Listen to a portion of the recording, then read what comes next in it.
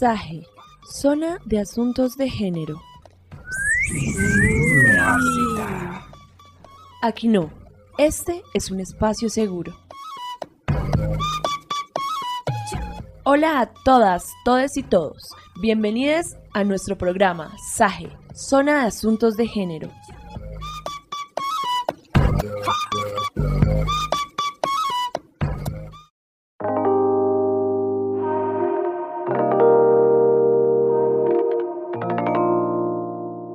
Muy buenos días a todos en este mundo, bienvenidos a SAGE Podcast. Mi nombre es Esteban Delgado, psicólogo de la Zona de Asuntos de Género, y me acompaña mi 99,999% psicólogo Andrés Álvarez. Muy buenos días, Andrés, ¿cómo estás? Hola Teddy, ¿cómo vas? Bueno, hoy te traigo un tema muy interesante llamado ondas de cambio, emociones en sintonía, y exploraremos el poder de nuestras emociones y sobre todo nuestras emociones como hombres, y la importancia de replantearnos el significado de sentir y ser hombre en nuestra sociedad. Porque hoy más que nunca es crucial hablar de cómo deberíamos aprender a identificar, expresar y manejar nuestras emociones. Desde que somos pequeños, chiquiticos, diminutos, nos vienen programando, nos señalan a ser fuertes, callados, resilientes, pero esto con el tiempo puede aumentar actitudes rígidas, agresivas y peligrosas. ¿Qué pasaría si tuviéramos la oportunidad de liberarnos de esta cadena? Es lo que vamos a identificar el día de hoy.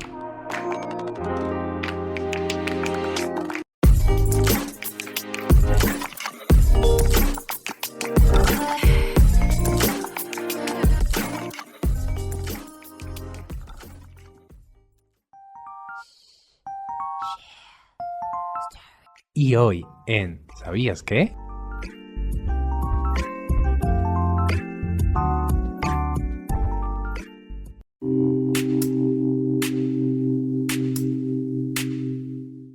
Oye, ¿sabías qué? ¿Sabías que para el 2024 en Colombia, 6 de cada 10 personas ha experimentado problemas de salud mental? ¿Sabías también que el 57% de los trabajadores se siente estresado en su entorno laboral? Y que las comunidades indígenas, el suicidio se destaca como uno de los trastornos más comunes. Miren también que desde la infancia el 12.4% de los niños se asustan o se ponen nerviosos sin razón aparente, experimentando ansiedad. En la adolescencia, los trastornos más frecuentes incluyen ansiedad, fobia social y depresión. Y en adultos, la prevalencia a lo largo de la vida en estos trastornos alcanza hasta un 6.7%. Por último, Esteban y oyentes, ¿sabían que, de acuerdo con los datos publicados por el Instituto Nacional de Medicina Legal y Ciencias Forenses, para el 2024 a nivel nacional se registraron hasta 2.984 casos de suicidio, de los cuales el 80% fueron hombres y el 19% mujeres? ¿Esto qué quiere decir? Que en Colombia 8 de cada 10 víctimas de suicidio son hombres. Bueno, Teddy, quisiera empezar con preguntarnos qué son emociones y sentimientos. O sea, hablamos de que tenemos que tener mejor expresión emocional, pero muchas veces ni siquiera entendemos bien qué es una emoción y en qué se diferencia de un sentimiento. Bueno, si queremos hablar de la gestión emocional, ese es el primer paso, ¿no? La comprensión de las emociones. Y efectivamente usamos expresiones o el término emoción o sentimiento sin saber qué es esto. Imagina que estás en una fiesta sorpresa. Sí. Y llega así, ¡oh, sorpresa! En el momento vas a sentir la emoción. Es una activación bastante intensa, acompañado por una respuesta fisiológica. Entonces, claro, se acelera tu frecuencia cardíaca, tu ritmo respiratorio. Digamos que sientes en tu cuerpo esta alegría. Pero esto se desvanece unos segundos después. Y es que efectivamente la emoción es una respuesta inmediata, de alta intensidad. Sin embargo, el sentimiento es un poco más racionalizado. Ya es la emoción un poco más a lo largo del tiempo, si lo vemos de esa forma. Si bien no es tan intensa, dura mayor tiempo y ayuda a mantener ciertas activaciones emocionales. Claro, te queda la alegría del momento, estás un buen rato de buen ánimo, incluso cuando recuerdas el evento evocas esta respuesta sentimental o esta respuesta emocional.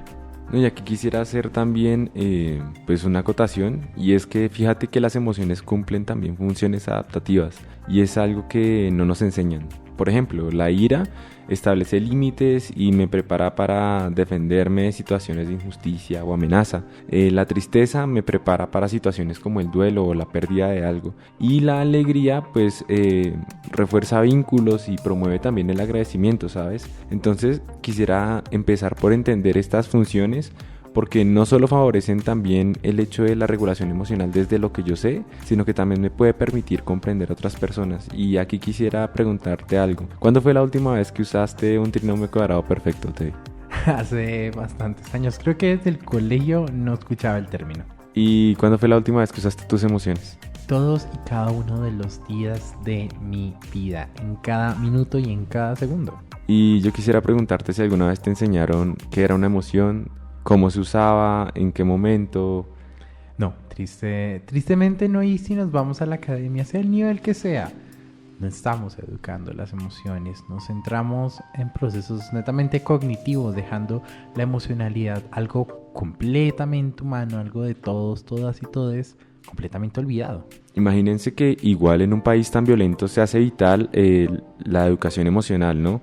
En pocas palabras sería este proceso de aprender y comprender cómo podemos expresar asertivamente nuestras emociones. Imaginemos que le damos herramientas a nuestro corazón y a nuestra mente para hablar y dejarnos sentir lo que podemos sentir y también poder entender al otro. Vean que también diversos estudios han demostrado que si desde pequeños se fomenta este aprendizaje, las personas en el futuro, siendo adultas, tienen mejores habilidades para manejar el estrés, la frustración y sobre todo para ponerse en el lugar de otro. Aquí tiene que ver un proceso muy importante, Esteban, y es la socialización emocional. Desde la infancia, la sociedad establece ciertas expectativas respecto a los roles de género en cuanto a la expresión emocional. Por ejemplo, a las niñas se les permite una apertura afectiva, mientras que a los niños se nos exige fortaleza, autocontrol, distancia emocional, y esto también apoyado de pronto en ciertos discursos del patriarcado, en función de, bueno, el niño tiene que demostrar dominancia, tiene que demostrar poderío, tiene que ser el niño fuerte, ¿no? Entonces, pues estos mandatos reproducen ciertos estereotipos y roles de género que limitan el desarrollo de competencias que al final terminan siendo humanas. No estamos hablando de que un niño o una niña tengan que tener competencias emocionales diferenciales cuando ambos van a tener que usar sus emociones de la misma manera en el futuro.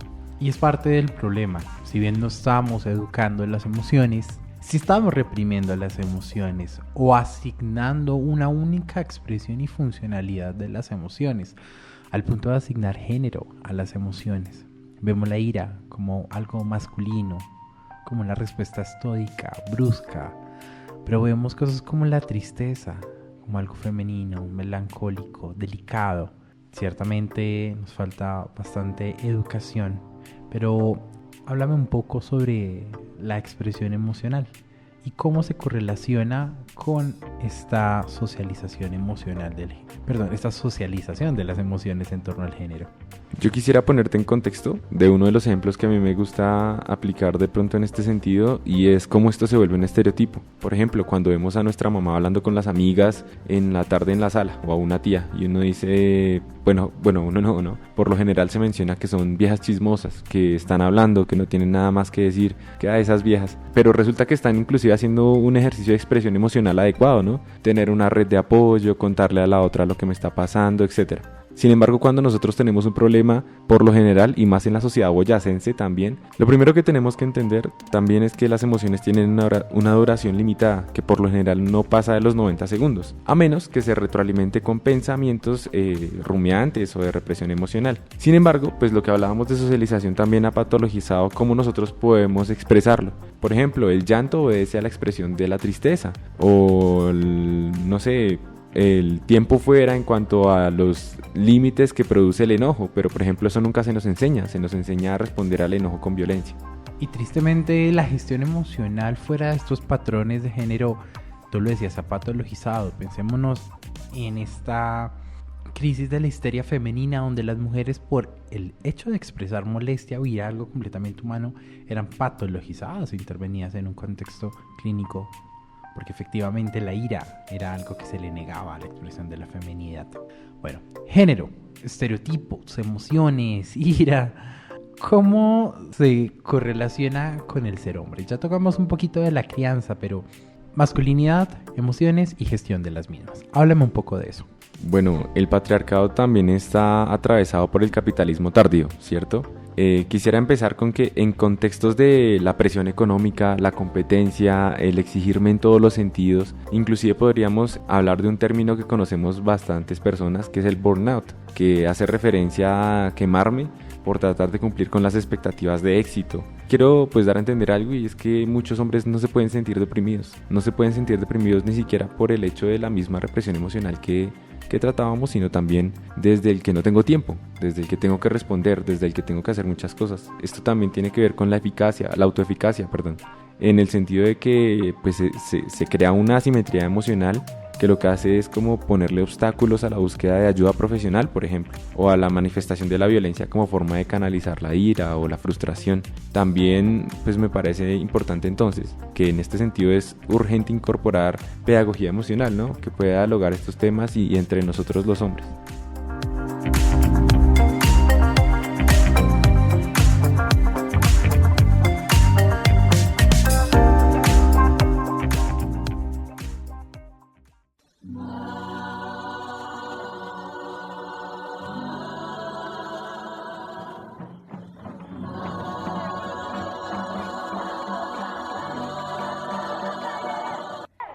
Aquí tu cuento cuenta.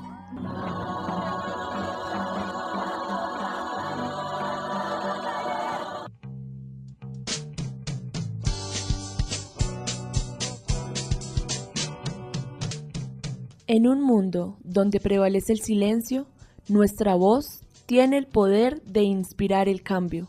Cuéntanos tu historia al correo bienestardh.sajetunja@uptc.edu.co.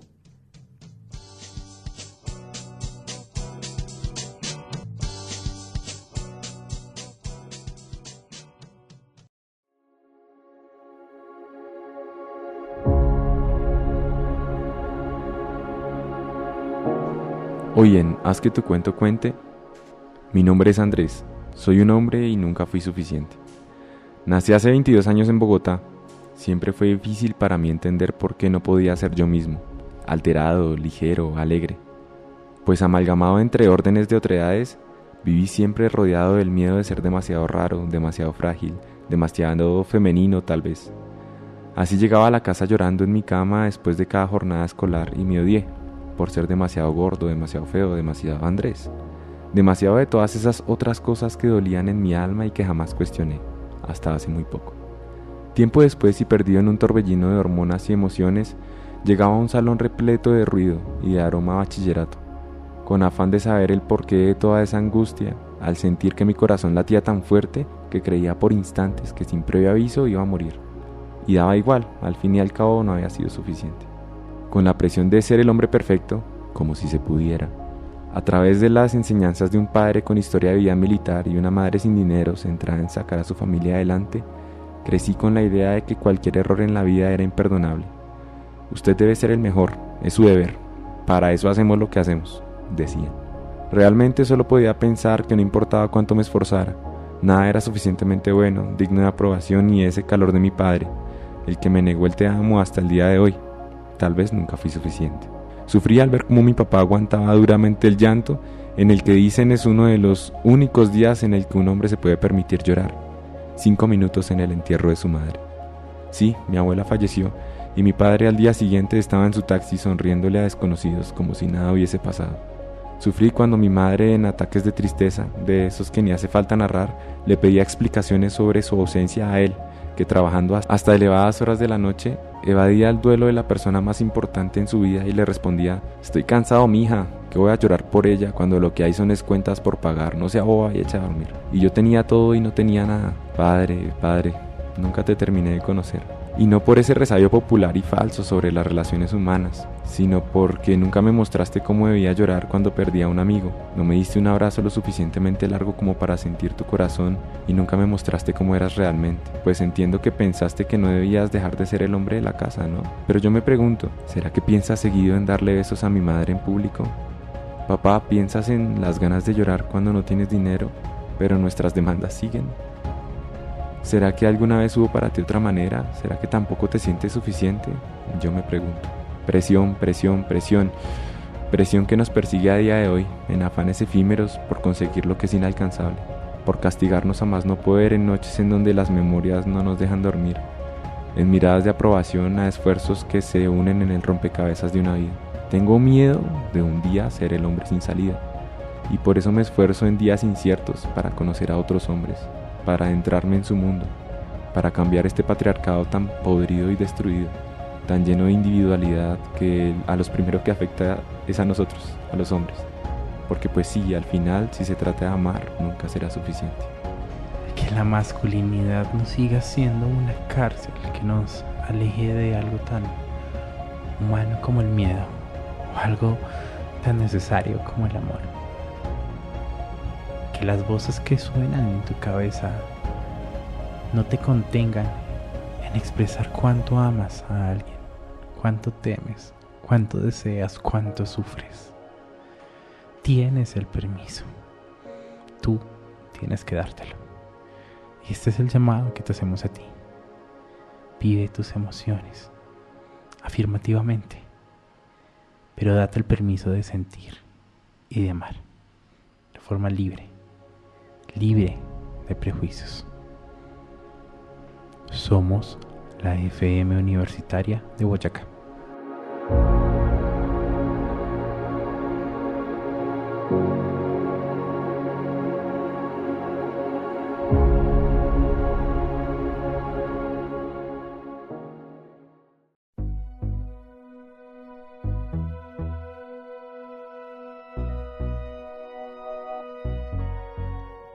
Eso fue todo por hoy.